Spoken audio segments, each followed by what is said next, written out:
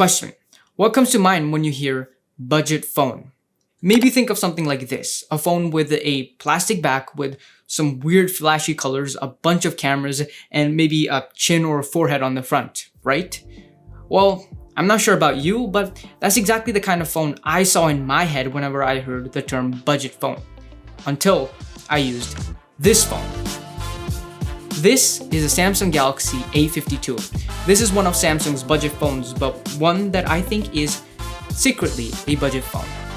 Why do I say that? Well, it simply doesn't look or even feel like one for the most part. The design of this phone seems to have been heavily inspired by the Samsung Galaxy S21 Ultra. The camera layout is basically the same. Both have a matte finish on the back, a glossy frame, an under-screen fingerprint scanner, the same button placement, and even the same hole punch design on the front. Visually, there are many similarities between the two phones, but I'd argue that in some ways, this phone offers even more physical features than the S21 Ultra. For example, this phone has a headphone jack as well as an SD card slot. You can add up to half a terabyte of storage on this thing on top of the 128 gigs it already has. That's awesome, especially considering the fact that this is a budget phone after all. However, it's not all sunshine and roses. There are a few drawbacks too.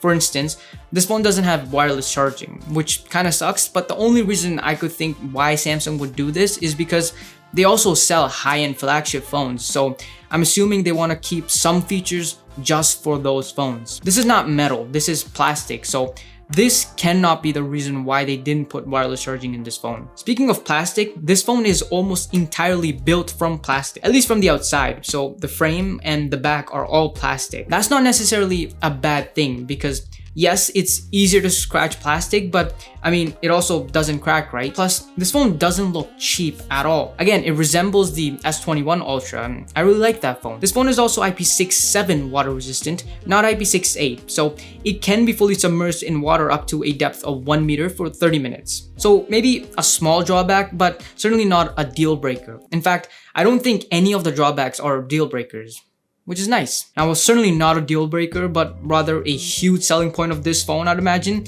is its incredible screen. This 6.5-inch OLED screen is surprisingly good. Despite being a 1080p display, it still looks sharp, it has great colors, great viewing angles, and of course, deep blacks. This is a Samsung phone, and considering Samsung makes some of the best screens in the market, I guess this shouldn't be all that surprising, but for me, it still kind of was, because I honestly didn't expect a budget phone to have such a good screen. It also gets very bright and dark, so no matter where I was, under direct sunlight or even in a dark room, I had no problems with the brightness. But what's arguably the best feature in this phone is its ability to refresh at 120 Hz. Yes, you heard that right, 120 Hz. Amazing. This is one feature I would expect to see in flagship phones only, at least right now.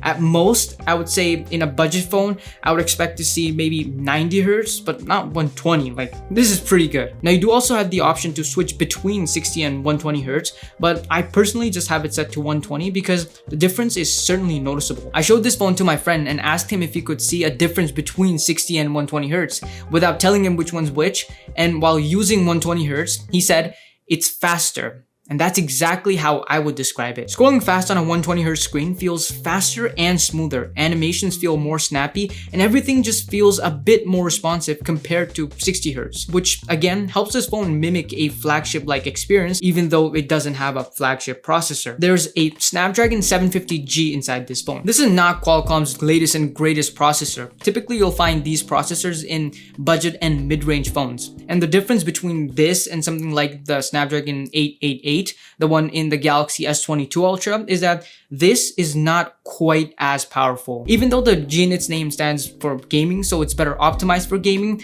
I doubt it will actually perform better than some of Snapdragon's newer processors, because right now, some of the best processors are from the 800 series, but this is from the 700 series. So this may perform better than something like the normal Snapdragon 750, I believe, but definitely not something like the 888. I don't know too much about this, so I could be wrong, but from the research I have done, I think that's how it works. But either way, I think what most of you actually care about is how this phone performs.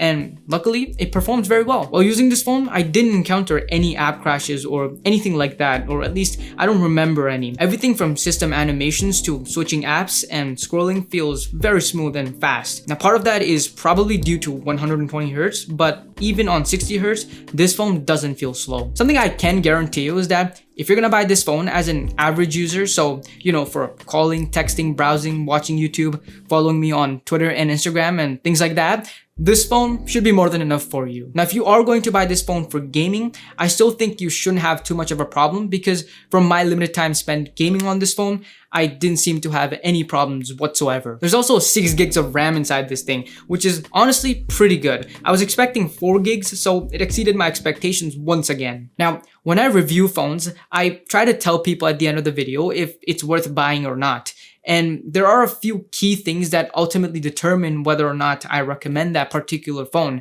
And battery life is one of the biggest ones. There's a 4500 mAh battery inside this phone, which I think is a decent sized battery for this phone. As you can see in the screenshot, I was able to get almost 4 hours of screen on time. But if you look carefully, at the end of this day, I had approximately 50% battery remaining. This is important because 4 hours of screen on time isn't impressive. In fact, it's somewhat disappointing, but the fact that I had 50% battery remaining at the end of the day means I was on track to 8 hours of screen on time. Now, I know, battery drain is not always linear. It can also decrease exponentially depending on what you do. But I'm willing to bet that I would have gotten at least 2 hours of screen on time, making the total screen on time 6 hours. But even if I got only 1 more hour of screen on time, so total 5 hours, I think that's still pretty good. You've probably heard me say this before, that 5 hours screen on time is decent battery life. Around 7 hours is really good, and like more than 9 hours is insanely good. So this phone has really good battery life. I'm almost certain that this phone will get you through your day on a single charge. Remember, I was using 120Hz all the time. So if you use 60Hz, which I wouldn't recommend, but if you do, it will probably last longer. Okay, let's talk about cameras. So this phone has 3 cameras on the back. Yeah, I know, it seems like it has 4, but no. There's a normal wide-angle 64 megapixel main camera, a 12 megapixel ultra-wide, and instead of a 2x telephoto camera, it has a 5 megapixel macro camera, as well as a 5 megapixel depth sensor. Yeah, the last 2 cameras are probably the most budget thing about this phone, I guess. Because yes, the macro camera is not good, and the other one, the depth camera, you can't even use that. Apparently it's there to help the main camera take better portrait photos. I'm not sure how much truth there is to that, but let's be honest, the 2 cameras are there just to fake a flagship phone look. I'm not a fan of that, but at least in this case, the phone doesn't look bad, in my opinion. But anyways, photos and videos from the main camera don't look bad. There's definitely some detail in these photos, and dynamic range is pretty good, but I do think some of the photos are a little too saturated. This typically seems to be the case with Samsung devices.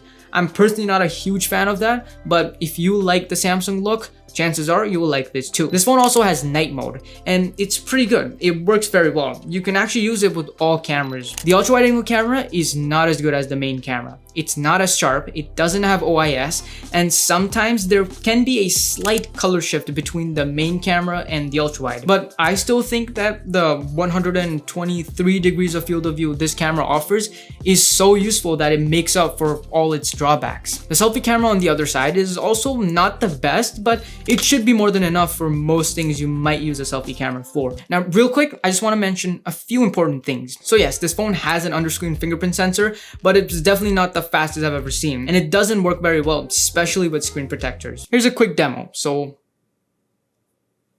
that's not super fast.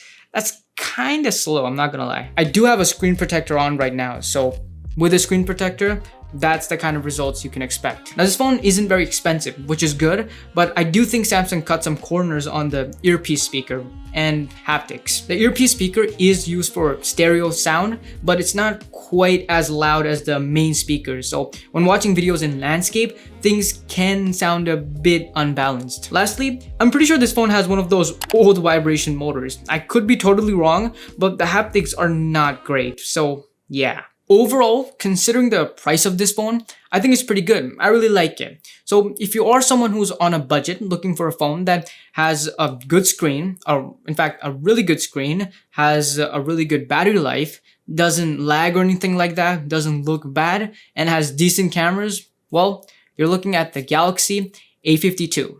I recommend this phone. And yeah, that's all for this video. If you haven't already, please consider subscribing. And in case you didn't watch my previous video, I am now on Twitter and Instagram at I'mSpixel. You can follow me at I'mSpixel. And yeah, that's all for now, and I'll see you later.